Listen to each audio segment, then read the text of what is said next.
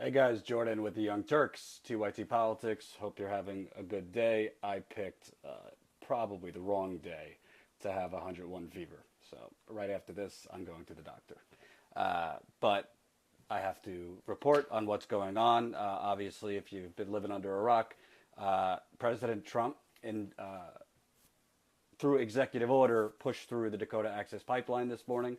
He also pushed through the Keystone XL pipeline, which has long been, kind of done after President Obama rejected it. I did a video earlier on YouTube, on the Young Turks main YouTube channel, going through the specifics of what Trump did, so you could go check that out at the Young Turks main YouTube channel. But I wanted to talk about the broader implications here. Before I do that, let's give you a few statements on in response to President Trump's executive order on Dakota Access Pipeline, which essentially is going to expedite the environmental study, which under Trump is basically going to be a joke. He's probably just going to tell the Army Corps or whatever factions to essentially ram it through, damn the environmental consequences. So I want to give you Standing Rock Sioux Tribe's formal statement. Today, Trump announced an executive order on DAPL. It not only violates the law, but it violates tribal treaties. Nothing will deter us from our fight for clean water. We will be taking legal action and will take this fight head on. We urge you to fight and stand tall beside us. The EIS, which is the Environmental Impact Study, statement is still in process, so please submit your comments to the link below. This helps us compound our claim that the pipeline poses grave environmental risks. Please also call your congressional representatives and let them know that people do not stand behind today's decision. Together as one, we will not fail. And that's from Standing Rock Sioux Tribe. It's on their Facebook page. I'm reading it from.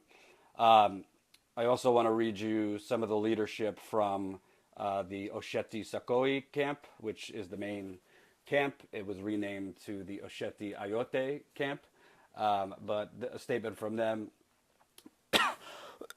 Sorry. We are putting a call out immediately for allies and people to stand up where they are. Mass civil disobedience as a showing of solidarity for Standing Rock. The fire exists within them, and now is the time to let them reignite. The heart of Standing Rock beats everywhere. The fire has been taken by 10,000 potential organizers nationwide, and we need you to hit the ground immediately.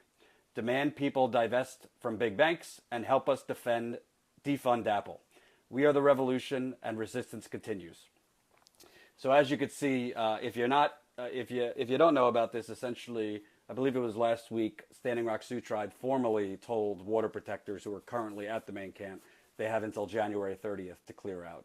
They are clearing out the camp. So in the Standing Rock Sioux Tribe's statement, as well as the Oceti-Sakowin's camp leadership statement, they are not calling on people to return to Standing Rock, which I found interesting. I'm not going to tell you what to do. That's up to you. But as far as I know, and from a source I just spoke with, they already have begun the process of clearing out and cleaning up the camp, and people have till January 30th to clear out. I have also heard that there is a private landowner near the camp, pretty much right across the main 1806 highway, that will be opening up his land for people who want to stay. I need to get more information on that, but just so you know, I have heard of other alternatives for people that if they have to leave the main camp that has been the source for thousands of people the last 6 to 7 months. There might be private land across the street that a private landowner is going to let people stay at. I've also been told that Sacred Stone Camp, which is the land of LaDonna Brave Bull Allard, that will be open to people to come to. But the main camp, as far as I could tell from these statements, they are not encouraging people to come. Now, I want to get into some more of the nitty gritty, because I think that one of the executive actions that Trump passed, to me, is essentially a declaration of war on the planet. Essentially what he said is, we're just going to ram through every damn pipeline known to man, and we'll look at the environmental consequences. So although our main focus today is the Dakota Access Pipeline and Keystone XL Pipeline, which has long been dead, but now he's reigniting, I think we really need to take today seriously as a declaration of war, literally, on your communities, your planet, because Donald Trump, if he's anything, he is not thorough. He is not someone who thinks pensively and actually really looks at an issue from all angles. This is someone who acts first, thinks later. And this is someone who, wants to look like he's doing things and bringing back jobs and, really sparking the economy, because for him it's about ego, not the land, not planet Earth, and not people's water. So let me read you the thing that struck me the most. When he was talking about his fourth executive order that he talked about today, quote, "This is about streaming the incredibly cumbersome, long, horrible permitting process and reducing regulatory burdens for domestic manufacturing. Many of the people that we've been meeting with," the people that he's been meeting with are billionaire oil executives and plutocrats. That's the people he's meeting with that are complaining they can't get their permits.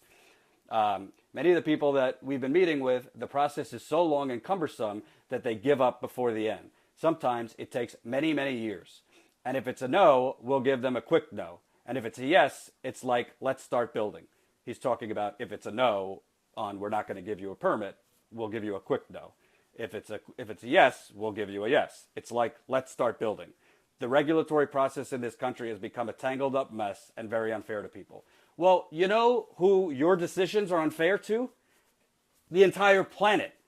See, he's worried when he says it's very unfair to people. He's not talking about you. He's not talking about me. He's talking about plutocrat oil executives. That's who he's talking about. He's talking about business executives that he's done business with for the last 30 to 40 years. He's talking about shareholders. He's talking about Kelsey Warren from Energy Transfer Partners. He's not talking about you. He's not talking about me. And he's not talking about the 18 to 20 million people who are at risk downstream from the Standing Rock Sioux Tribe's land.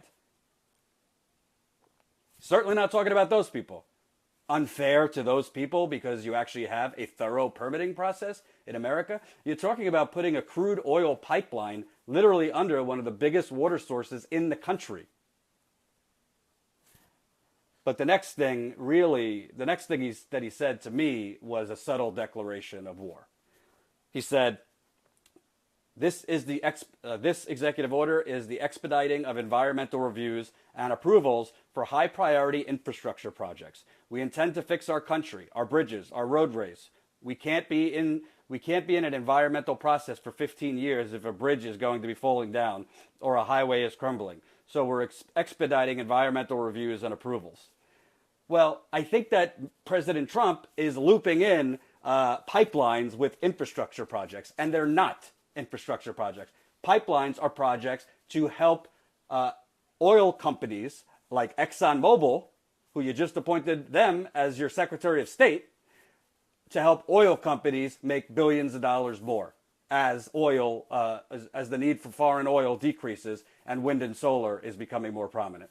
This expediting our environmental reviews. What he's saying is, I'm going to take a look at the paper that has the environmental impact study. I'm going to look at it for 30 seconds, and then we're going to approve it.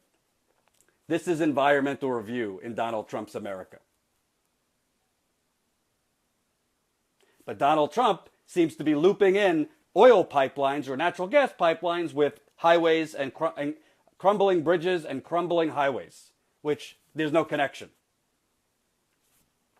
Donald Trump has had a silver spoon in his mouth since pretty much his early days. He got $1 million loan from his father to become what he is. Most people don't get $1 million loan to start a business from their father. Now, Donald Trump has never camped out. Very doubtful he's camped out before or been one with Mother Earth or, drank water from a river. Donald Trump does not care about the risks to the Missouri River. Donald Trump does not care about these pipelines where people are building the pipeline through people's backyards and using eminent domain.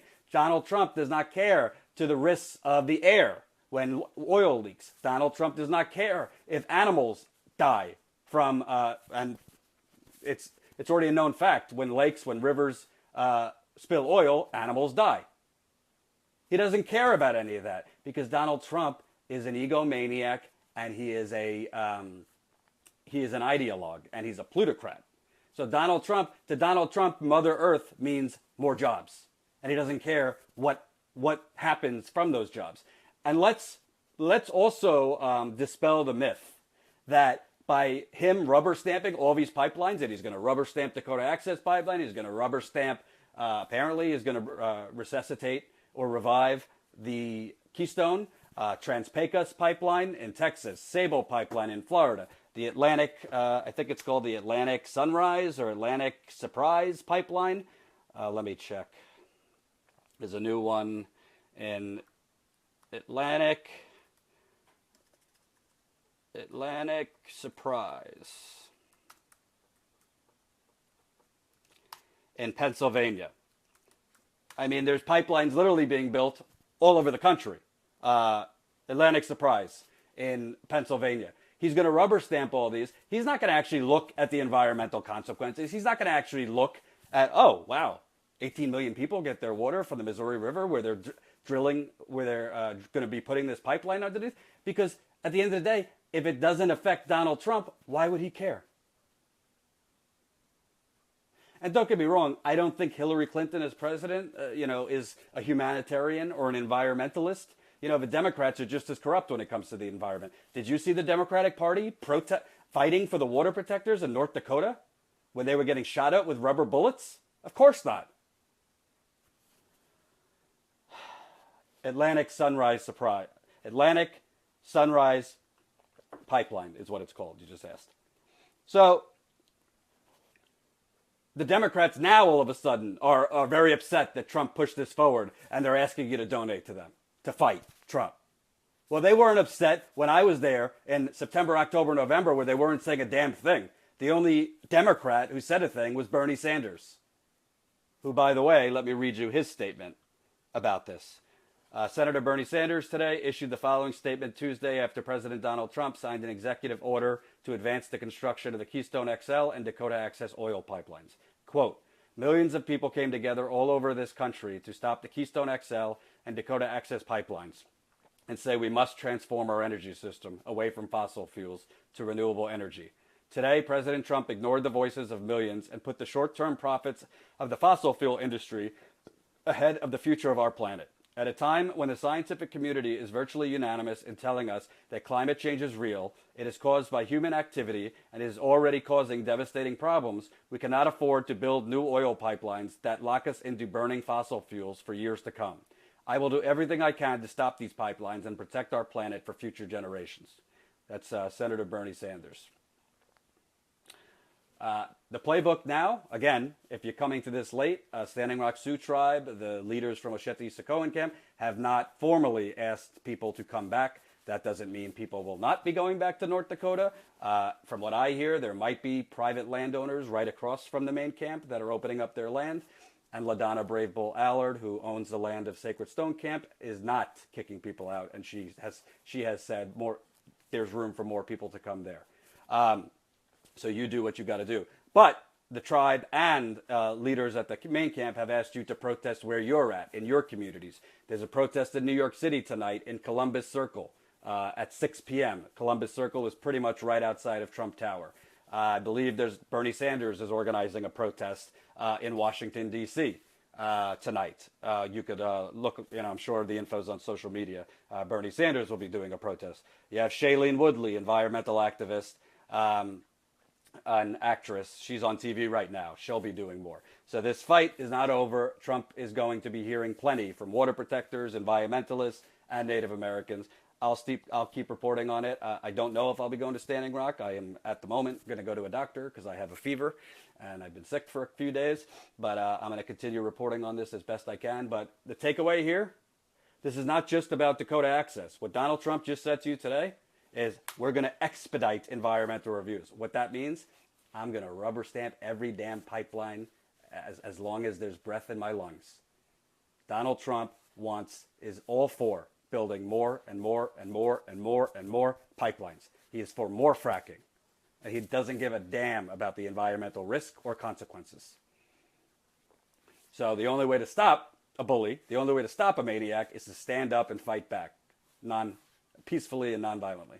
So that's what we're going to do.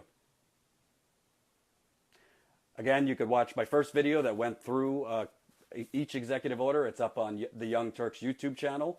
It's been up for a few hours, and we'll get this current video up on TYT Politics once I'm done. Thanks for watching, guys. And as always, subscribe to youtube.com/TYT Politics.